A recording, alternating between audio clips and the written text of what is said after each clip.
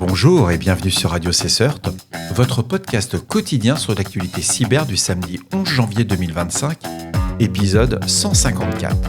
Je suis Marc-Frédéric Gomez, en direct du Berry. J'espère que vous allez bien. Au programme aujourd'hui, le gouvernement américain introduit le Cyber Trust Mark, un logo destiné à signaler les appareils connectés respectant des standards de cybersécurité.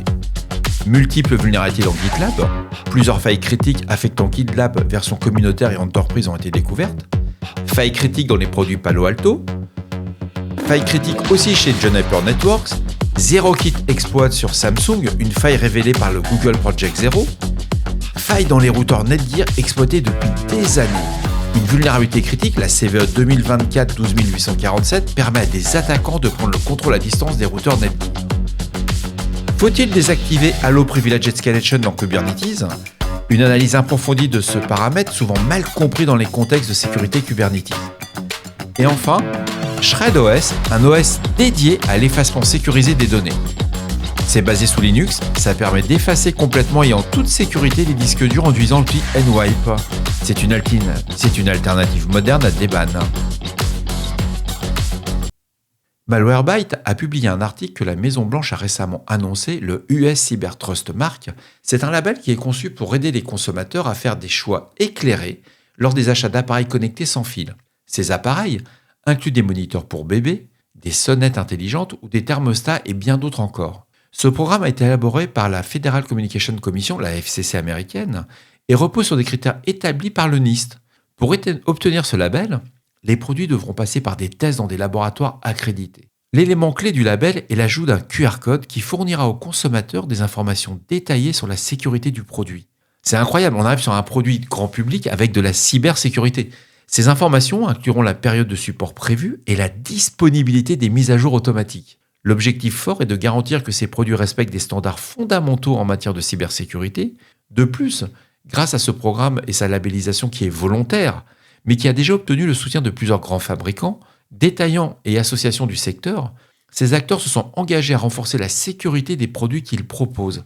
On en aurait parlé il y a 3 ans en arrière, personne ne voulait en entendre parler de la cybersécurité. Justin Brockman, directeur de la politique technologie chez Consumer Reports, a salué cette initiative. Selon lui, ce label apportera une transparence essentielle aux consommateurs.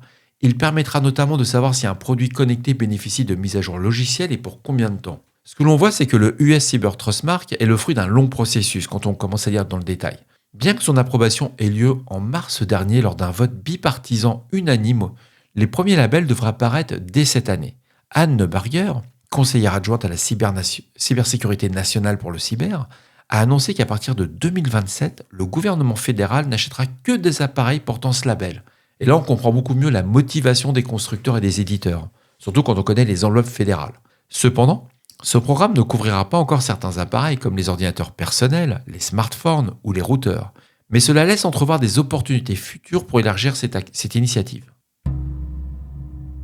Une vulnérabilité critique a été découverte sur les smartphones Samsung fonctionnant sous les versions d'Android 12, 13 et 14 référencées sous la CVE 2024-49415 avec un score CVSS V3 de 8 points. Cette faille permet à des attaquants distants d'exécuter du code arbitraire sans aucune interaction de l'utilisateur. Nathalie Silvanovic, chercheuse chez Google Project Zero, a identifié cette faille dans le décodeur audio Monkeys Audio utilisé par les appareils Samsung. Elle a expliqué que cette vulnérabilité se déclenche lorsque l'application Google Message est configurée pour les services de communication enrichis, ou le fameux RCS. Alors il faut savoir que c'est par défaut sur tous les modèles Galaxy S23 et S24. Dans ce scénario, la transcription automatique des messages audio décode localement le fichier avant toute interaction de l'utilisateur, permettant à un fichier audio spécialement conçu d'exploiter la faille. Ce problème se situe dans la bibliothèque libsaped.so utilisée pour la transcription audio. Une écriture hors limite dans un tampon alloué par le service multimédia C2 peut entraîner un débordement significatif. Ce débordement permet à un fichier APE malveillant, contenant des valeurs de taille bloc démesurée, de planter le processus multimédia et de permettre une exécution de code arbitraire. C'est vraiment hyper sympa comme vulne et comment elle a été exploitée.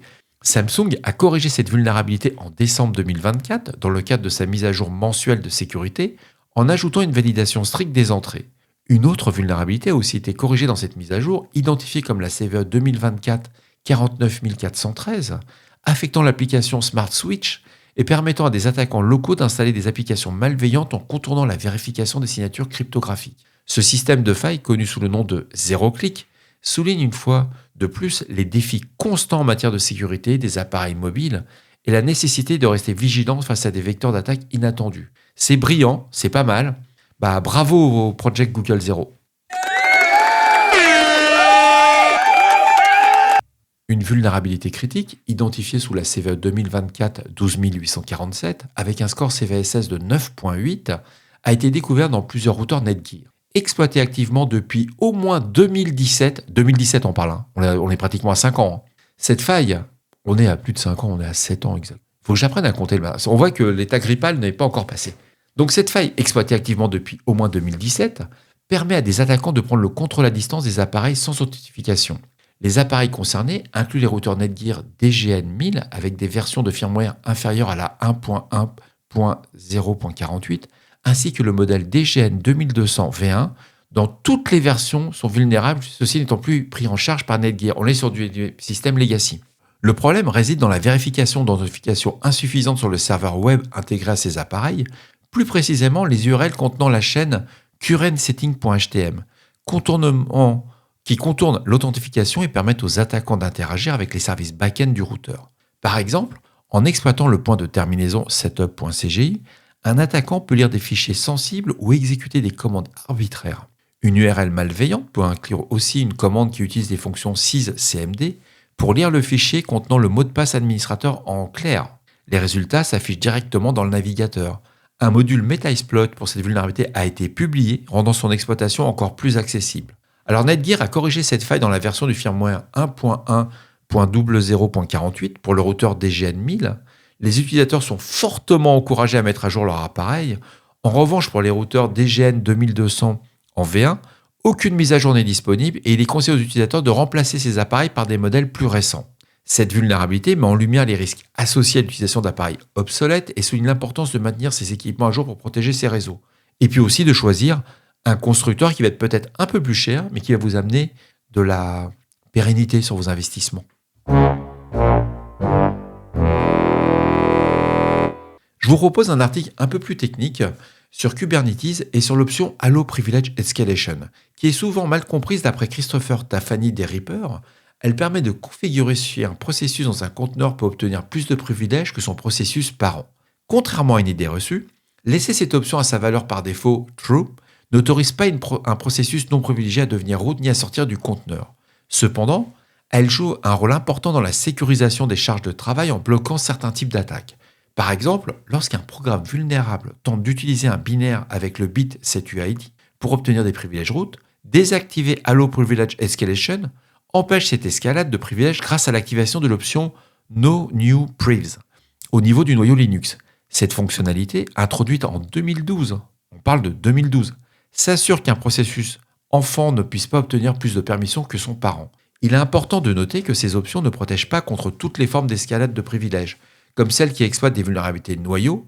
Cependant, elles restent une très bonne pratique de durcissement de la sécurité, surtout si vos applications ne nécessitent pas de privilèges élevés. Enfin, cette option n'a aucun effet si votre conteneur fonctionne déjà en tant qu'utilisateur root ou si vous obtenez un conteneur en mode privilege D qui autorise par conception l'évasion du conteneur. Allow Privilege Escalation est une couche supplémentaire dans une stratégie de sécurité en profondeur. Bien qu'elle soit utile, elle ne remplace pas tous les contrôles de sécurité plus critiques pour protéger vos charges de travail Kubernetes. L'article est sur le blog de Christophe Tafani des Reaper. C'est passionnant, c'est un petit peu technique, mais pour des administrateurs Kubernetes, s'il y a no bullshit, ça fait que du bien de lire ce type de document. En tout cas, bravo.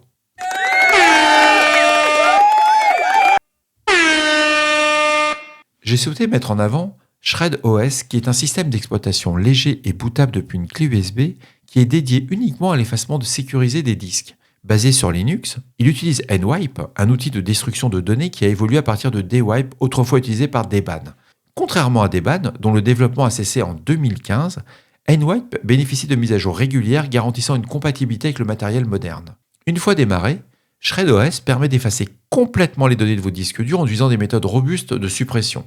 Cet outil correspond pour les professionnels de l'informatique et pour les particuliers soucieux de leur confidentialité. Avec ShredOS, l'effacement des données est simple, rapide, fiable, qu'il s'agisse de recycler un ancien disque ou de garantir qu'aucune information sensible ne subsiste. Alors, je vais être un petit peu sur la réserve. Bien entendu, la meilleure solution d'effacement reste la destruction du média dans son intégralité, et non uniquement avec un coup de perceuse. On n'est pas chez Monsieur Robot. Donc ce sont des solutions logicielles, mais toute solution logicielle a aussi des faiblesses. Si vous avez vraiment des informations sensibles, vous déchiquetez le disque. Que ce soit un disque type SSD, NVMe ou un disque physique, vous le broyez. Et broyer, c'est pas juste vous le dézinguez le truc.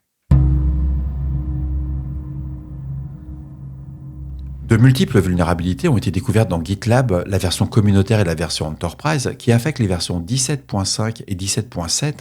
Ces failles incluent la CVE 2024 12431 et la CVE 2025 194, qui permettent à des attaquants de compromettre la confidentialité des données, contourner la politique de sécurité et provoquer des dénis de service à distance.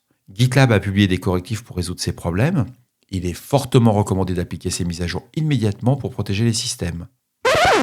Le CERT-FR nous apprend que de multiples vulnérabilités ont été découvertes aussi sur les produits Palo Alto Networks, notamment dans Expedition et Prisma Access Browser. Ces failles, identifiées par plusieurs CVE, telles que la CVE 2024 12381 et la CVE 2025 103, peuvent entraîner des atteintes à la confidentialité et à l'intégrité des données ainsi qu'à d'autres risques non spécifiés par l'éditeur. Pour minimiser ces menaces, il est fortement recommandé aux utilisateurs d'appliquer les correctifs disponibles dans les bulletins de sécurité de Palo Alto. Ces mises à jour ciblent les versions vulnérables et permettent de sécuriser vos systèmes contre d'éventuelles attaques. Et enfin, on apprend que Juniper Networks a de multiples vulnérabilités, notamment dans JuneOS, JuneOS Involved et JuneOS Space. Ces failles identifiées par plusieurs CVE, comme la CVE 2025 21592 et la CVE 2025 21602, permettent des attaques telles que l'exécution de code arbitraire à distance, le déni de service ou des atteintes à la confidentialité des données. Juniper Networks a publié des correctifs pour les versions affectées disponibles dans les derniers bulletins de sécurité. Bien entendu, tous les administrateurs sont fortement encouragés à appliquer ces mises à jour immédiatement afin de protéger leur système contre les attaques potentielles.